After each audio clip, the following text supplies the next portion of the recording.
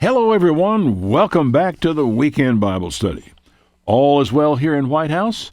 We're getting ready to send out an email about the Memorial Day Family Retreat in Branson this year. I hope you'll plan to join us there if you aren't too far away or otherwise engaged. I heard someone who might otherwise be there is getting married that weekend, so I guess there is an excuse for not coming. We have a full schedule of activities for learning and fellowship and worship. Then there is Branson, which is really one of the finest family resorts anywhere. I mean, you can take your kids to any show in town and not be worried about what's going to be said or done that is there. By the way, if you haven't signed up for the email newsletter, you should do so. It's one of the best ways we have of keeping folks up to date. You just go to the Born to Win site, look for the link at scrolling across the top, and click on it and put in your email address, and bingo, you are on our list. And we will try not to send you more stuff than you want or create spam for you in the process. I got some good news for anybody living in and around Dallas. We have one new station in Dallas, KVCE 1160 on the AM dial. We'll be there 7 a.m. Monday through Friday, 9:30 p.m. Monday through Friday, and we have a bonus program at 9:30 Sunday, which is subject to moving around a little bit, but we are able to pick up a new station. That, from considering the economic situation, considering all things, it's a miracle that we're able to do this. So if you're in and around Dallas area, be sure and check that station out. Let us know if you can hear. By the way, it's new. I think they have either put a new transmitter up or they've changed ownership or something, so everything is new about this station. It may take a while before they get built up. But I guess they decided they'd like to have the Born to Win program, and we're glad they called us. Couple of emails before the Bible study, so get yourself organized, warm up your coffee, and I'll share them with you.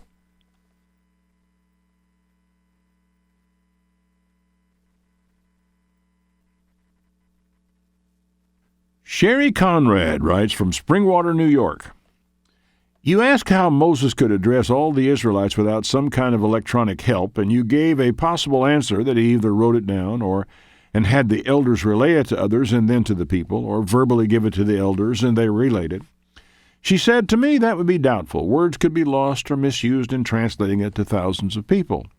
And then she cites the old game of gossip, which I guess every one of us has played at one time or another, where you whisper a sentence in somebody's ear. They whisper it to the person next to them, and they whisper it around the circle until finally the last person gets to say it out loud and compare it to what was originally said. I remember that game. It was a lot of fun, and it also underlined a pretty fundamental principle.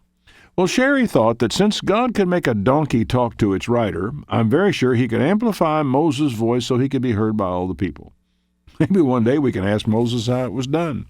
Well, that's an interesting idea, that Moses stands up there and, for example, all the people hear it at the same level in their ears, even though there's no amplifier or anything there. Could God do that? Well, of course. It could have been broadcast to them internally, so it was no louder for those close than those who are far off. That said, there is no hint that anything like that was done, but last thing I would want to do is limit God. All I know is what God has conveyed to us through this book is Moses' last sermon for the people of Israel, however it was handled. Now, another one from Peter Kamen. This must be New York week. He lives, of course, somewhere near New York City. He said, while listening to the Bible study today, you were elaborating on the fifth commandment concerning our care of our aging parents. I recalled a story I had heard some years ago. I can't seem to remember the source of the wording, but it had a very pronounced message. I will attempt to reconstruct it. A man who had a family, including a young son, also had his aged mother living with them. At dinner time, every family member ate from the standard household vessels except the grandmother, who was always given her meal in an old, beaten, wooden bowl. The grandmother finally died, and shortly thereafterward her son was in the process of disposing of his mother's possessions. When he came to the wooden bowl, he said with a frown, "We'll not be needing this any more." To which his son replied, "But, Father, we were going to save that for you." I'll let you digest that, and I'll be right back with Deuteronomy chapter 6.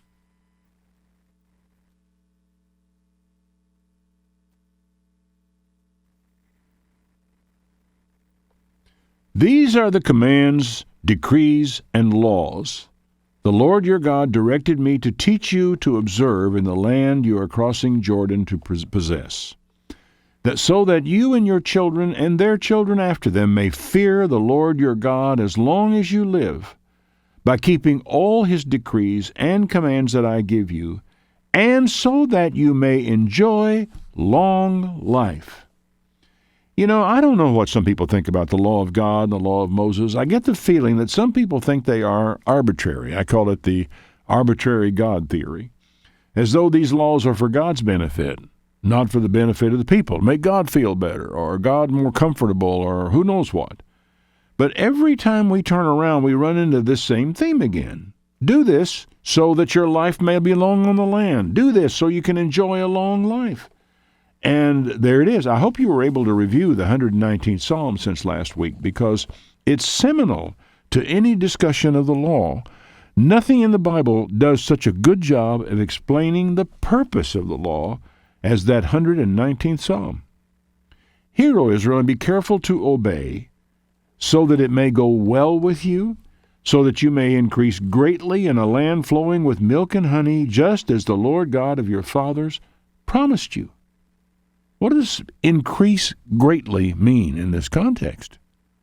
Do the law so you can increase greatly. Sounds like it means you could grow your increase. You could have a lot more stuff, a lot bigger share of the milk and honey. You know, it sounds, in a way, like the Vulcan blessing from Star Trek. Live long and prosper. And for those of you who are Trekkie fans, you probably already have your hand up in the proper position for bestowing the blessing. Problem is, there is a way to make that happen, and it doesn't come from good wishes. Living long and prosper. It's good to say, I wish you that. Doesn't make any difference. What does make a difference is that you follow a way of living. A way of living that is revealed in the law of Moses, the law of God, the teachings of Jesus, and the whole Bible, which opens it up to you. Hear, O Israel, the Lord our God, the Lord is one. Love the Lord your God with all your heart, all your soul, and all your strength. Now that passage is often cited by the Arians to say, well, see there is only one God. Of course, in the sense of if the word God, however we define it, if it means one supreme being, then there is only one. Paul calls it God the Father. The Son is of the same substance, that is, spirit, just as my father and I were the same substance, flesh. We even looked alike. He was better looking than I am, handsome fellow, a little taller, an inch taller, 6'4". But this scripture doesn't say quite what they want it to say. Moses said, Hear, O Israel, Jehovah our God is one. And theologians have fought with this for generations. Our problem is we read our own ideas into it and muddy the waters. And too often we forget the words that follow. These are the words that are important. Love the Lord your God with all your heart, with all your soul, and all your strength. Is it fair to say that this love is more than just a feeling? More than feeling good about God somehow? It has to do with things you do. It seems to involve the whole man and the expenditure of no small amount of energy to love God with all your heart, your soul, your strength. These commandments, Moses went on, that I give you today are to be upon your hearts. Now, what exactly does that mean? Well, he goes on. Impress them on your children. Talk about them when you sit at home and when you walk along the road, when you lie down and when you get up. Tie them as symbols on your hand, bind them on your foreheads, write them on the door frames of your houses and on your gates. I don't know if you've ever seen Jews who have this little block, that thing that's bound around their forehead, or they have this leather or stuff that's bound around their arms and so forth. That's what that's about, what they're doing there. I don't think that's really what he means here. I think the idea of it being bound in your forehead means it's in your mind, it's in your hand, it's what you do. I do have a copy of the Ten Commandments next to a door frame on my house, one of the rooms in my house. I rarely notice it because now the commandments of God are written in my heart and in my mind through the Holy Spirit. But nevertheless, we've got one. Somebody gave it to us as a gift, and I thought, well, we need to keep that up there. So how important are these commandments? They were the constitution by which Israel were to govern themselves. Now, I want you to think a lot about what I want to repeat that so you get it. They were the constitution by which Israel were to govern themselves. It was God's intent that while he was their king, they would still be a self-governing people under God. Sort of like we in our Pledge of Allegiance, we are one nation under God. And there are some people out there who are just bound and determined to take that out of there. We need to fight them at every step of the way. There is no reason to do that, because whatever you think about God, we are one nation under God. It needs to stay that way, because that is what allows us to be free to govern ourselves. In a measure, that's the idea this country was founded on. Our problem is we are moving in the same direction Israel moved, toward monarchy by default. Israel went there on purpose. I'm afraid we're going to fall into it if we're not very, very careful.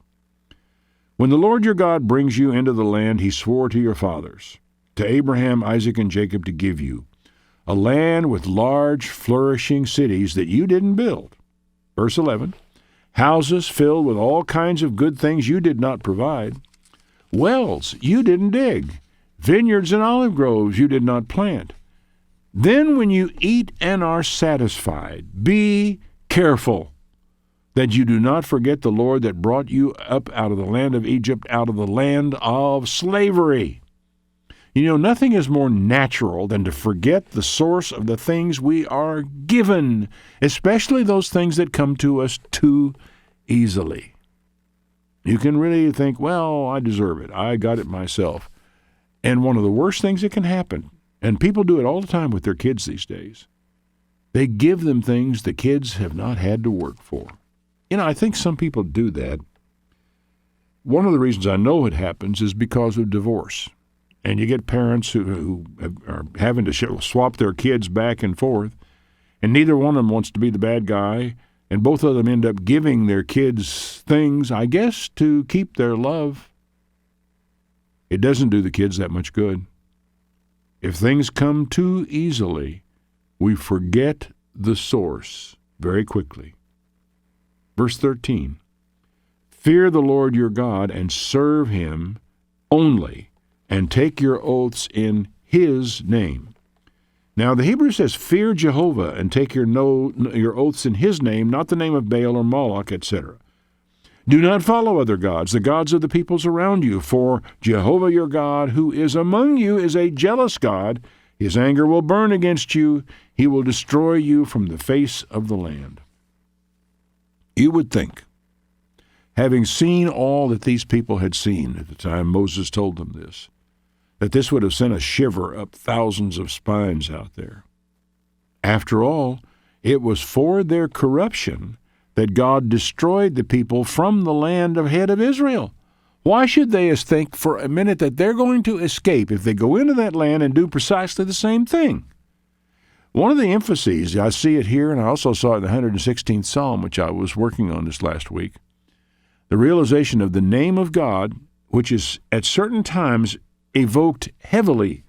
The reason is because God doesn't want any mistake made about who is who. And in a Sabbath commandment, remember the Sabbath day to keep it holy. He goes on to say it in his name. So it identifies who our God is by name. The Sabbath of Jehovah our God. Verse 16, do not test the Lord your God as you did at Massah. Be sure to keep the commandments of the Lord your God and stipulations and decrees that he has given you. Do what is good in the Lord's sight so that, here's the reason why, that it may go well with you and you may go in and take over all the good land. It's not one of those things, when all else fails, do as you're told. Let's do as we're told to start with. Getting rid of all of our enemies before us, as the Lord has said. In the future, verse 20, when your son asks you, what is the meaning of the stipulations, decrees, and laws the Lord our God has commanded you? Tell him this. We were slaves of Pharaoh in Egypt, But the Lord brought us out of Egypt with a mighty hand. Before our eyes the Lord sent miraculous signs and wonders, great and terrible, upon Egypt and Pharaoh and his whole household. But he brought us out from there. Why did he do that? To bring us in and give us the land that he promised on oath to our forefathers, starting with Abraham. In other words, God did all this because he's keeping a promise made to Abraham. The Lord commanded us to obey all these decrees, to fear God, so that, here we go again, that we might always prosper and be kept alive, as is the case today. It really makes you wonder if the authors of Star Trek, Gene Roddenberry, wasn't it, the inventor of it all, borrowed his Vulcan blessing from Moses. Chances are pretty good he did exactly that, so that we might always prosper and be kept alive. And if we are careful to obey all this law before the Lord our God, as he has commanded us, that will be our righteousness. And of course, they had a very checkered career of doing this. Let's take a quick break, and we'll go on with Deuteronomy 7.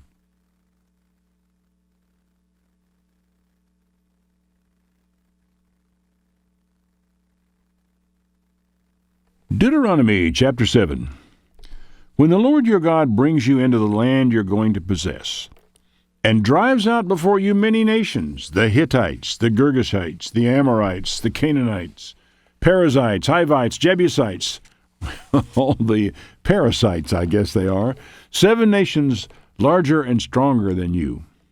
When I read this, I am struck with the fact that while God will fight with us, he will just not hand it to us on a silver platter. The reason why is because we just don't appreciate things that are given to us too easily. We think, well, I must deserve this, or it wouldn't have been given to me. Now he says, when the Lord has delivered them to you and you have defeated them, notice, he delivers them, you defeat them, then you must destroy them totally. Make no treaty with them, show them no mercy, do not intermarry with them, do not give your daughters to their sons or take their daughters for your sons, for they will turn your sons away from following me to serve other gods, and the Lord's anger will burn against you and will destroy you. Now this is where it gets hard. And don't think for a moment it wasn't hard for a lot of them. It was a different world, to be sure, but it's a bald fact that the society Israel was supplanting was evil to its rotten core and needed to be excised and the ground cauterized under them. We've never seen anything quite like what they went through. I mean, you may think that we're getting to where we're like Sodom and Gomorrah, but we're not there yet. If we were, well, we'd be looking forward to God walking into our city one day and saying, okay, I've had it with you people, burn it down. No, we're not there. And we, as bawdy as we are becoming, we are not to the extent that these ites nations that Israel was going to supplant had gotten to. Okay, I really don't think I can explain it any further than that. I just have to conclude that when you get extreme instructions from God, you had better carry them out. This is what you are to do to them. Break down their altars, smash their sacred stones, cut down their Asherah poles, and burn their idols in the fire. Asherah poles are a tremendous part of this whole thing that is done, and the worship of the Asherah was so common. In fact, when you go archaeological digs in Palestine, where they go digging around the old ancient cities that are older than their exile into Babylon, those little old idols of a woman who appears to be holding her 2 breasts in her hands for whoever to suckle from, these are the Asherah. They are the sacred goddess of every pagan nation down there. I was really struck by this when I read an article in Biblical Archaeology Review that made the statement that all the nations around them had their male gods, or they're all different. They had Baal and Moloch, and you'd list off the names of them. But their consort in every case was the same. It was Asherah, the great female figure. He said, cut them down, burn their idols in the fire. For you are a people holy to the Lord your God. The Lord your God has chosen you out of all people on the face of the earth to be his people, his treasured possession. Now, just to pause for a moment and remind you of a little history. It was after the death of Solomon, when Rehoboam listened to the younger men in his kingdom and rejected the counsel of the older men and told them he's going to raise their taxes out the roof. And their father had chastised them with whips. He'd chastise them with scorpions. He's going to really be in charge here. And Jeroboam actually said, "To your tents, O Israel," and pulled away with God's instruction to do so. He was acting fully within what God wanted done, to pull away 10 tribes from Solomon and create the northern kingdom. Okay, so far, so good. God was with him in this, and all he had to do was just be faithful, and God would have established his dynasty forever. But he began to worry.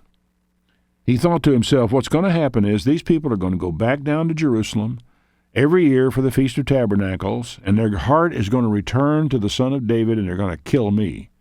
So he established 2 alternate places of worship, one of them in Bethel, the other in Dan. He set up golden calves there. Yeah, I mean, it harkens back to the Exodus and what Aaron did to the people back then. And he said, it's too much for you to go up to Jerusalem. Let these be your gods. And he established a new feast in the 15th day of the 8th month instead of the 7th month, and changed all that worship. The result of it was he basically cut off from people the path back to God that was provided by the holy day system, which he rejected and tore down. As a result, by the time King Ahab comes on the scene, Baal worship, Asherah worship is back in fashion, which included child sacrifice, child prostitution, temple prostitutes who are not the women who voluntarily went into it to make money. They were temple slaves, sex slaves, little boys and little girls, for the pleasure of people who made their offerings to their God. Basically, their whole religious system was a system of whorehouses. Kind of hard to get your mind around it, isn't it? That's where they went when they did not make the full break with these other cultures and drove them out of the land. Verse 7, the Lord did not set his affection on you and choose you because you were more numerous than other people.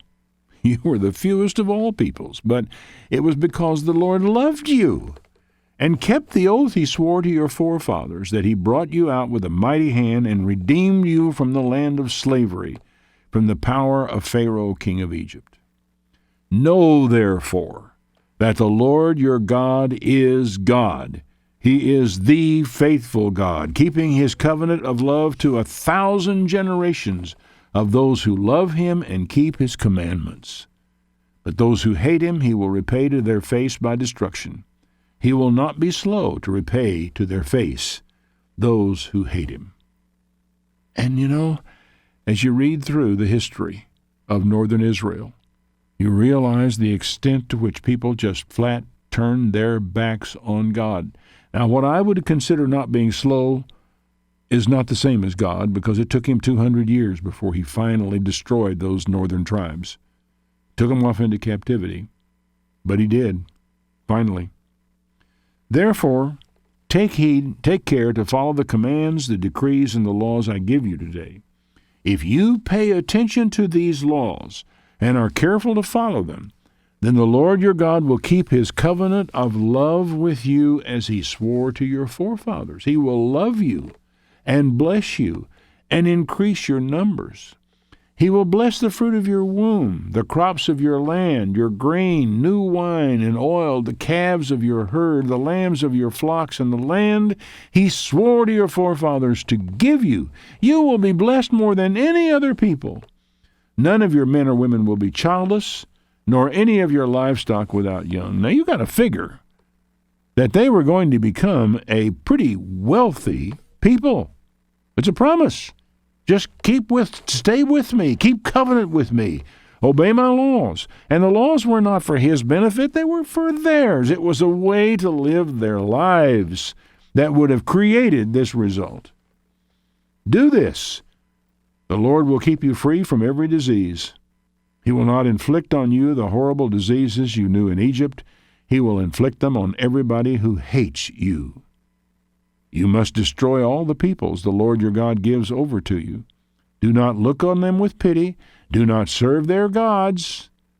That will be a snare to you.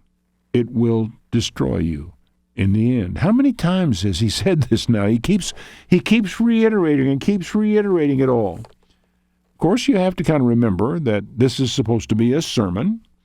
And in the course of giving a sermon like this, especially if it is given ad hoc or an ad lib, he might just repeat himself accidentally, not even on purpose. And of course, as they were writing it down, they didn't have word processors, so they could say, oh, we got that up here, but we don't need this. And whatever came to mind, that's what went down on paper. Verse 17.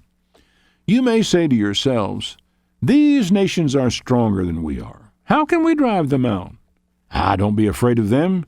Remember what the Lord your God did to Pharaoh and all of Egypt? You saw with your own eyes the great trials, the miraculous signs and wonders, the mighty hand, the stretched out arm with which the Lord your God brought you out. The Lord your God will do all the same to all these people you're now standing here afraid of. Now you got to remember, there were some people who were late teens, standing on the border of the Red Sea, watching Pharaoh's army come charging after them, who saw the sea collapse on Pharaoh and his chariots down there. Okay, they did see it. They knew that. And God saying, or Moses is telling him, what are you worried about? You know what he did before. He's going to do it again.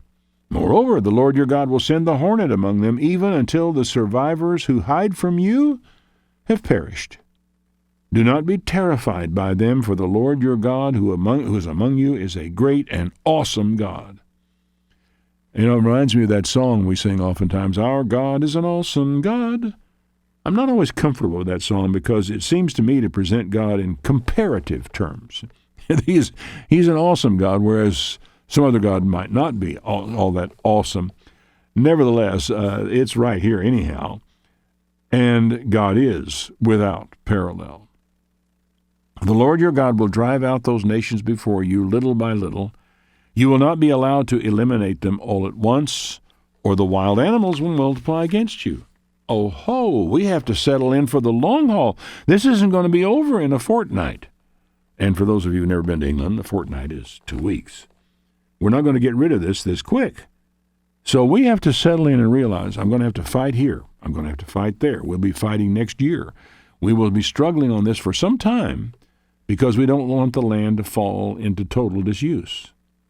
But the Lord your God will deliver them over to you, throwing them into great confusion until they are destroyed. He will give their kings into your hand, and you will wipe out their names under heaven. No one will be able to stand against you. You will be destroyed. You will destroy them. But the thing you've got to remember, and this you must never forget, God will help you. God will be on your side, but you still have to fight. You still have to endure. You still have to struggle, exert energy, sometimes wear yourself out. Whatever your battle is, whatever your struggle is, it's your fight. You have to do it. You wouldn't be able to do it if God wasn't with you. The images of their gods you are to burn in the fire. Do not covet the silver or gold on them, and do not take it for yourselves, or you will be ensnared by it, for it is detestable to the Lord your God. Okay, that's pretty clear, don't you think? He closes out this chapter by saying, do not bring a detestable thing into your house, or you, like it, will be set apart for destruction. Utterly abhor and detest it. It is set apart for destruction. Just because it's gold, just because it's silver, it's been on and a part of that idol. Do not take it to yourself. You can really see the temptation that's there, because some of the pretty wealthy stuff, pretty valuable stuff, was actually offered to these idols. And I can see how tempting it would be to take it. God says, utterly abhor it and detest it. It is set apart for destruction. Take a quick break, and we'll be right back with Deuteronomy chapter 8.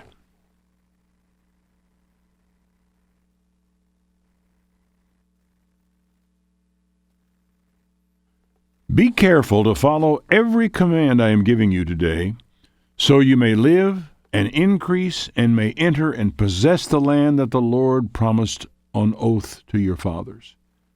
Remember how the Lord your God led you all the way in the desert those 40 years, to humble you and to test you, to know what was in your heart, whether or not you would keep his commands.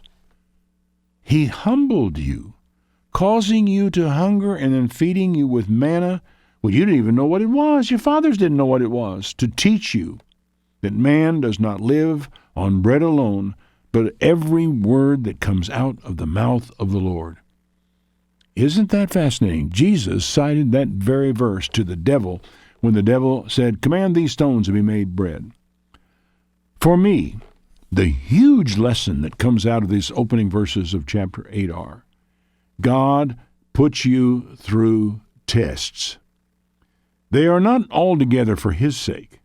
They are very much for your sake. And a lot of times we go through things to humble us, to be sure to know what's in our heart, so we ourselves know how committed we are to God. Remember what Paul said?